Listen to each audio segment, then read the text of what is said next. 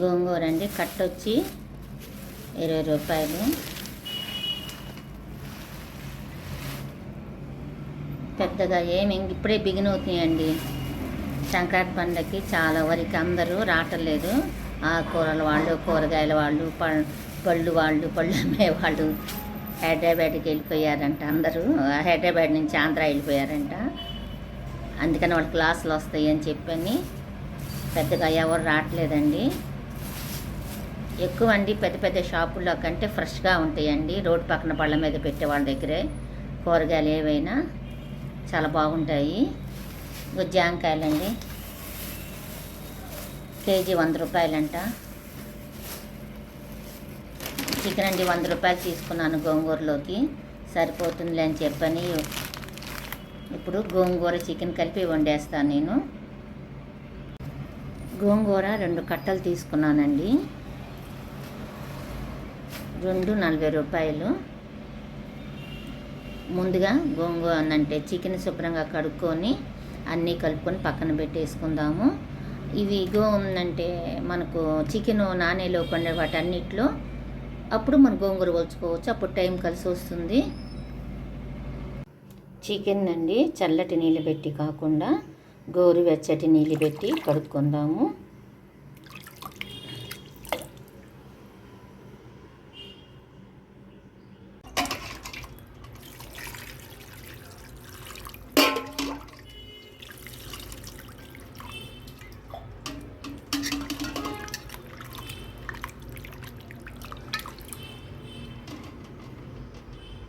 చికెన్ని గోరువెచ్చటి నీళ్ళతో కడుక్కున్నాను. ఇప్పుడు దీనిలో వేసుకోవటానికి ఇవి వేసేసుకుంటున్నాను. కారం, పసుపు, అల్లం చిన్నులపాయ పేస్ట్, ఉప్పు, ధనియాలు, జీలకర్ర పొడి మొత్తం కలిపేసేసుకుందాం కలిసేటట్టు. ఒక అరగంట పాటు పక్కన పెట్టేసుకుందాము. ఈ లోపండి గోంగూరని నేను వలుచుకుంటాను.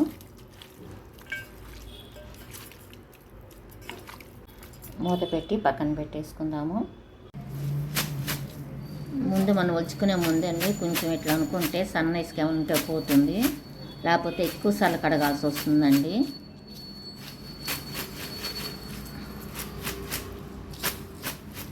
ఇప్పుడు వలుచుకుందాము. గోంగూరని ఇలా వలుచుకోవాలండి, కాడలేమి లేకుండా. ఒక్కోసారి కాడ ఇంత పొడుగు నుండి కూడా వలిచేస్తుంటాము, కానీ తొందరగా ఉడకదండి. అందుకని మనం ఇట్లా వలుచుకున్నాము అనుకోండి, మొత్తం కాడ తుంచుకొని చక్కగా ఉడికిపోతుంది. వలుచుకునేది ఎప్పుడే కొంచెం అండి మన కాడ ఏమి లేకుండా చూసి వలుచుకోవాలి. గోంగూరని వలుచుకోవటం అయిపోయిందండి.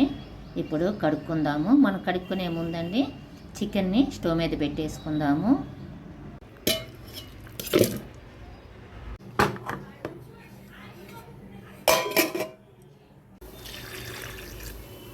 ఇప్పుడు గోంగూరని కడుక్కుందాము.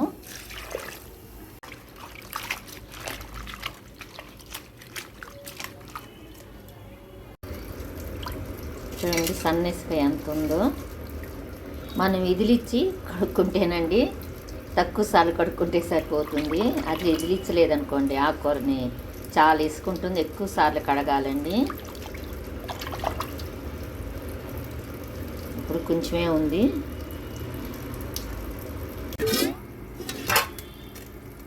ఇదిగోనండి సన్న ఇసుక. మరలానండి గిన్నెని శుభ్రంగా కడుక్కొని వాటర్ పోసుకోవాలి. ఎందుకు చెప్తున్నానంటేనండి మన కూర ఎంత బాగా వండినా కూడా ఆకుకూరలకండి ఇసుకే శత్రువు అండి మెయిన్. అందుకనండి ఆ ఇసుకను వదిలించుకోవాలి. సన్నగా ఉంటుందండి ఇసుక, ఎంత కడిగినా పోదు.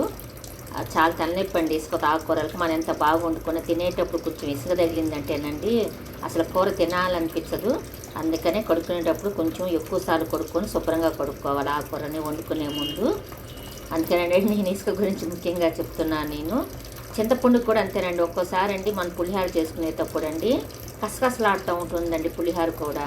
సన్న ఇసుక అండి, చింతపండు కూడా సన్న ఇసుక తగులుతూ ఉంటుంది. అందుకని మనం పులిహోర చేసుకునేటప్పుడు చింతపండును కూడా కొంచెం కడుక్కోనండి చూసుకొని వండుకోవాలి. పులుసు తయారు చేసుకునేటప్పుడు పులిహోర కూడా చింతపండు పులిహోరకి భలే శత్రువులండి, అసలుకి కనిపించిన శత్రువులండి సన్న ఇసుక అనేది మన వంటలకి. కనిపించిన శత్రువులు అంటేనండి ఇసుక కనిపిస్తుందండి, కానీ మనం వండుకున్నప్పుడు సైలెంట్గా కనిపించకుండా మనల్ని ఇబ్బంది పెడుతుంది. అసలు కూర టేస్ట్ కూడా మారిపోతాయండి. అంత బాగా వండినా కొంచెం పంటి కింద పడి కసకసలాడుతూ ఉందనుకోండి, ఇక మనం తినాలనిపిస్తుందా? అందుకనండి కనిపించిన శత్రువు ఇసుకని అంటుంది. మనం గోంగూర రెడీ చేసుకునేసరికి చికెన్ కూడా ఉడికిపోతుందండి. ఇప్పుడు దీనిలోకి గోంగూరని టమాటాలని పెట్టేసుకొని మగ్గనిద్దాము. ఇదిగోనండి గోంగూర, కొంచెం కరివేపాకు, టమాటానండి మగ్గనిచ్చేద్దాము.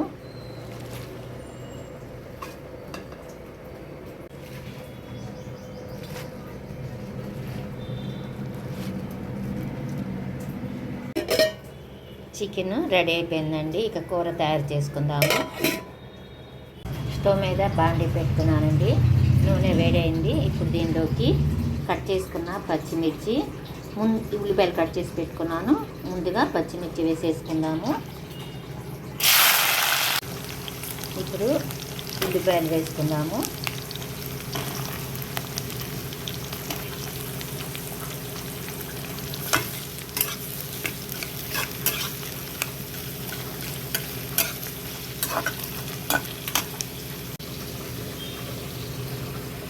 కరివేపాకు కొంచెం వేసుకుందాము.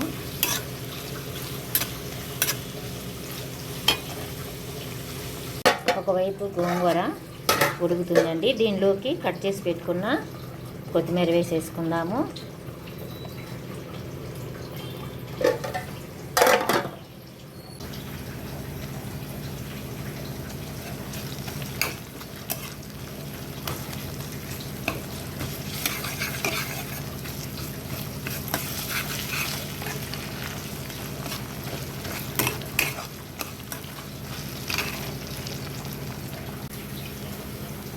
దీనిలోకండి ఇవి వేసేసుకుందాము.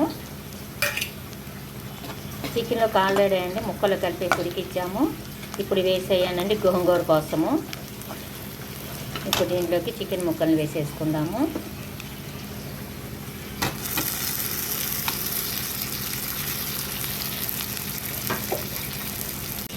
చికెన్ ముక్కల్ని వేసేసుకున్నామండి. చికెన్ ముక్కలు వేగాయండి. ఇప్పుడు దీంట్లో గోంగూర వేసుకోవాలి.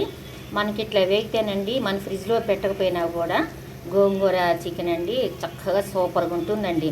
విడిగా పెట్టుకొని 2-3 రోజులు తిన్నా కూడా అయితే కరెక్ట్గా వేగాలండి. అప్పుడే టేస్ట్ బాగుంటుందో నిల్వ ఉంటుంది, లేదా స్మెల్ వచ్చేస్తుందండి.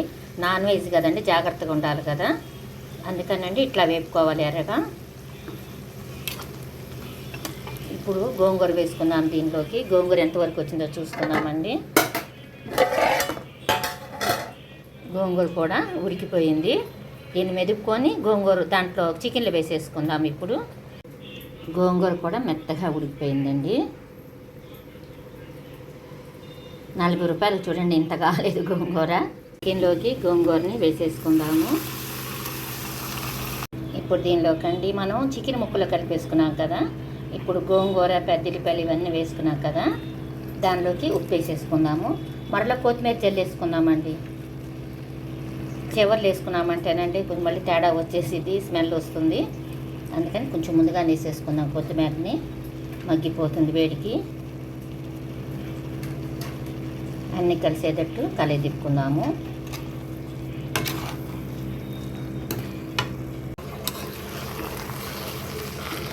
గోంగూర చికెన్ రెడీ అయిపోయిందండి. టేస్ట్ చాలా బాగుంటుందండి. ఈ విధంగా చేసుకుంటే చల్లారిన తర్వాత తింటేనండి అంత బాగుంటుందనండి. ఇవాళ కంటే రేపు తింటే ఇంకా బాగుంటుందండి. ఇవాళ కంటే రేపు ఇంకా సూపర్గా ఉంటుందండి ఈ కూర ఇలా చేసుకొని తింటే.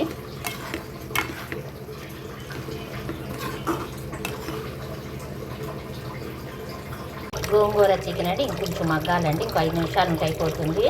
నేనండి ఒకవైపు కూర అయిపోతుంది నాకు స్టవ్ మీద.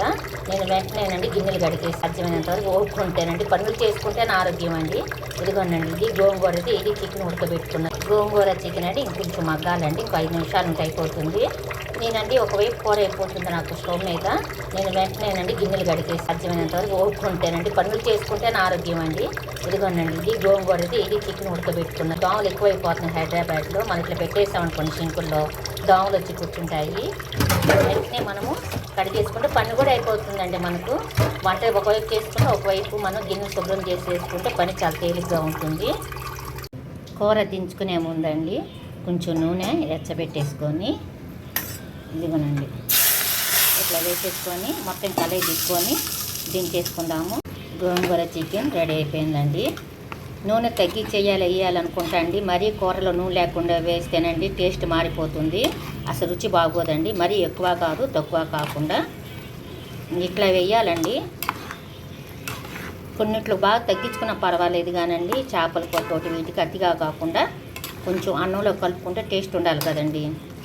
ఇట్లా ఉంటే సరిపోతుంది నూనె. రెడీ అయిపోయిందండి.